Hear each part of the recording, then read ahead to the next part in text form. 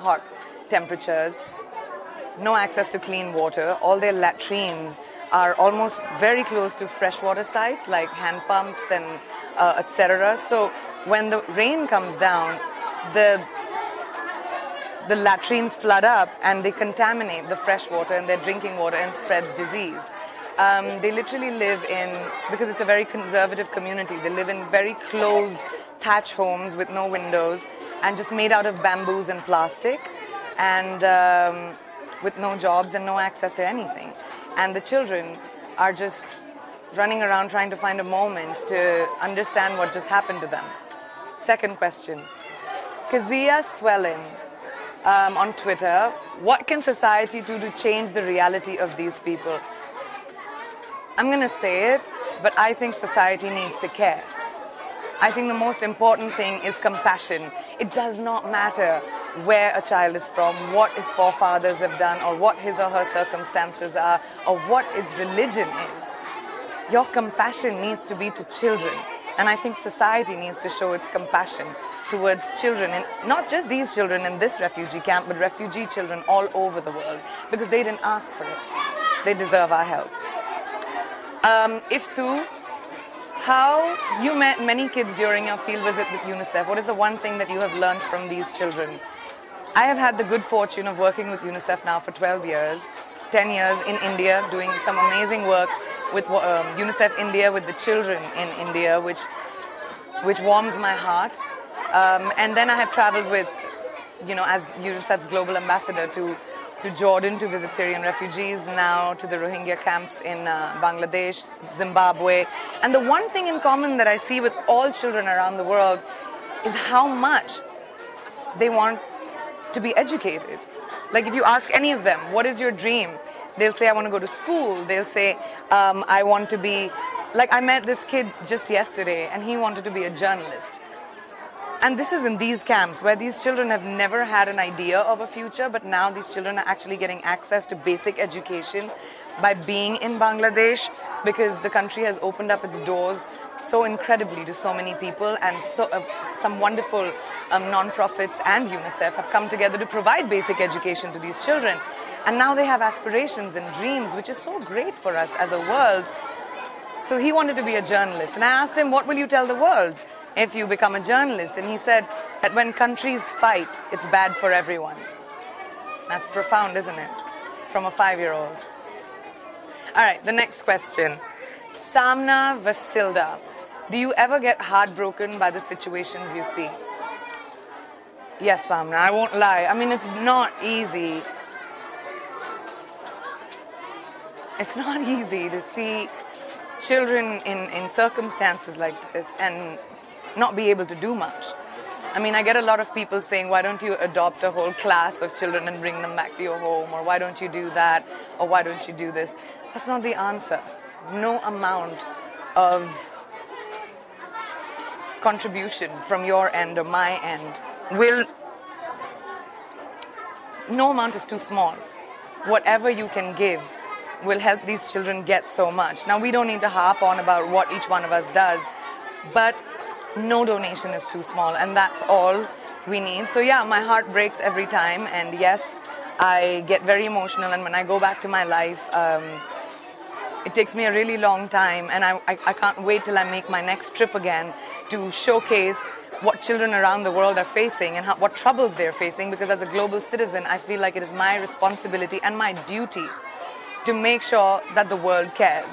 And I take that responsibility very seriously. So even though my heart is broken, I see the smiles on their faces, and I see how little they have and how happy they can be, and I feel positive that the world will care about these children and their smiles.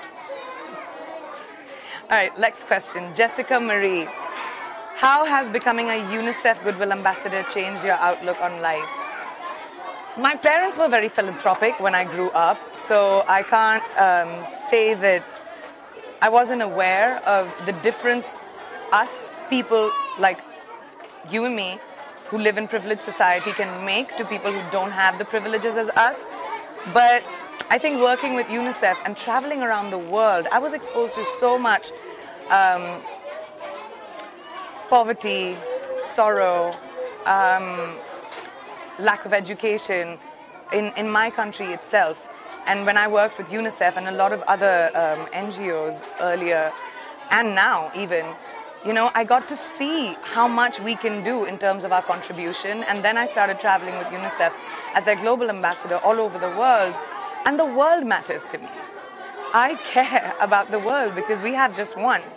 So the outlook on my life has changed, that children all over the world matter.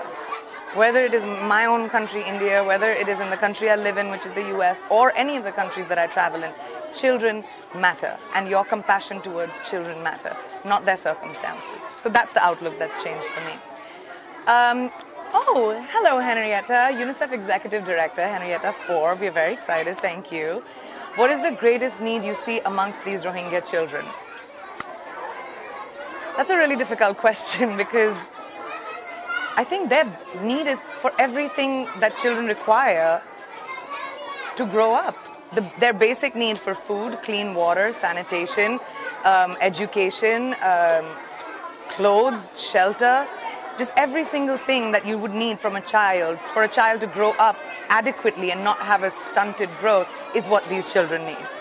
They don't even know when their next meal is coming. So I think the greatest need, especially with the impending monsoons coming up, is the entire world caring and donating whatever little you can, so that we can at least make sure that the structures that have been created, these makeshift structures that these children are living in with their families, when they get flooded, or maybe they don't get flooded because we make them concrete, but when they get flooded, that we have the ability to rebuild that so that they can live in a safe sanctuary. I think that is most important.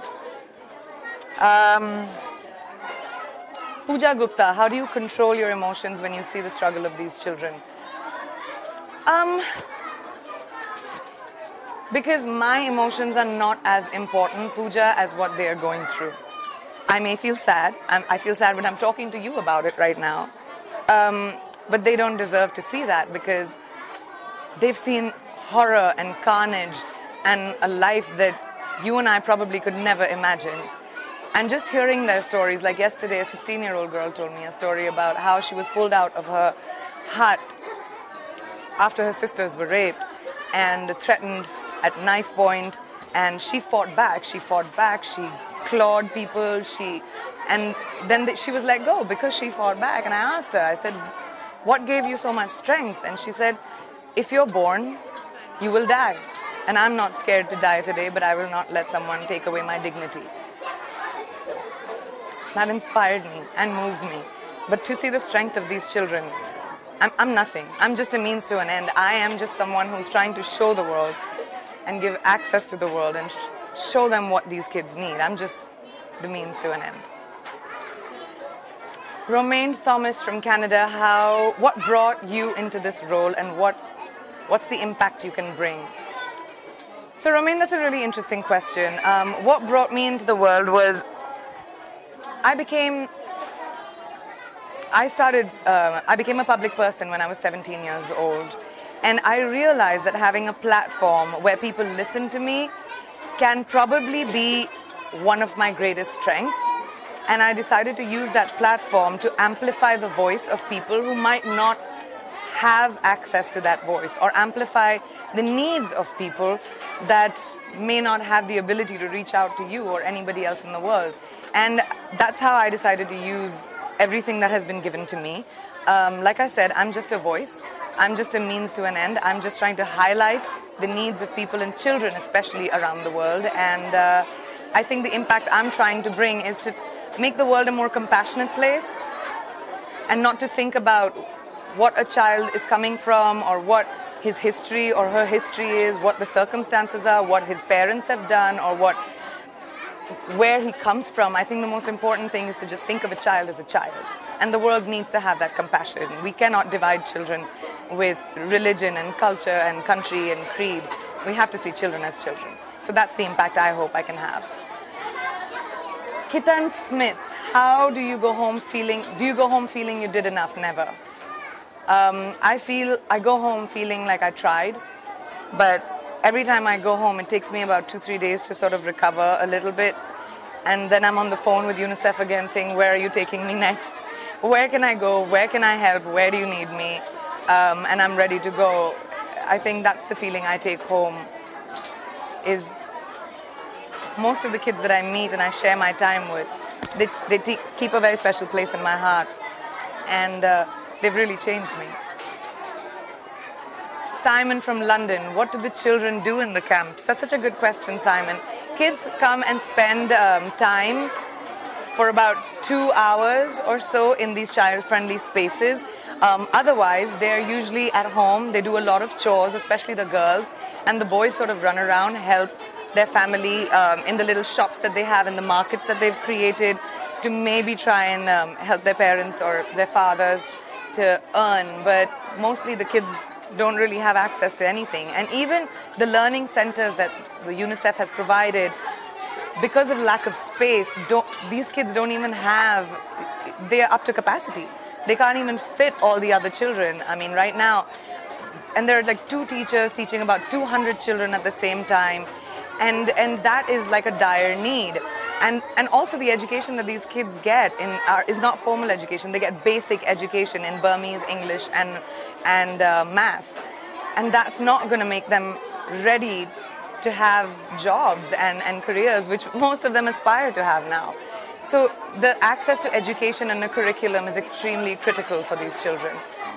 Natasha from India, what about the monsoon? What will happen? So that's a really good question, Natasha. Like this morning, I know it was raining, and when I woke up and I looked outside the window, and it was rain. And the first thought that came into my head, because I've spent 4 days in these camps, was what's going to happen to this? What's going to happen when it rains? What's going to happen to like all of this? I can shake it with my own hand. And this is not like, I'm not even, this is what happens if torrential rain comes down. They have cyclones here. And these camps, you have to know, are built on hills which were deforested. So there's dangers of landslide, mudslides, and these houses being caught in that, and people being caught in that. Monsoon season's coming up. So that is why it is so important right now for you all to get involved and donate and help us reinforce these structures. Melissa, this motivates me. Thank you. How can I help? Oh my God, you can help so much. Please go to unicef.org and you'll find out everything that you need over there. Donate your time, donate your money, donate your compassion. I'm so glad you asked that question. Thank you, Melissa. Well, I have to go and spend some time with these kids and then fly to Dhaka. So I'm going to wrap it up now. But thank you so much for sharing this with me. This has been such an incredible experience. I go back a changed person, and this reinforces my faith and belief that children around the world will always have my help and support. And now I need yours.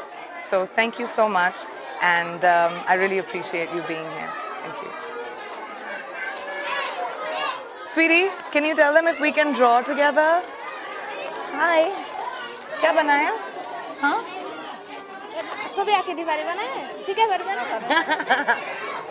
So, no, I can do that. ये तुमने बनाया?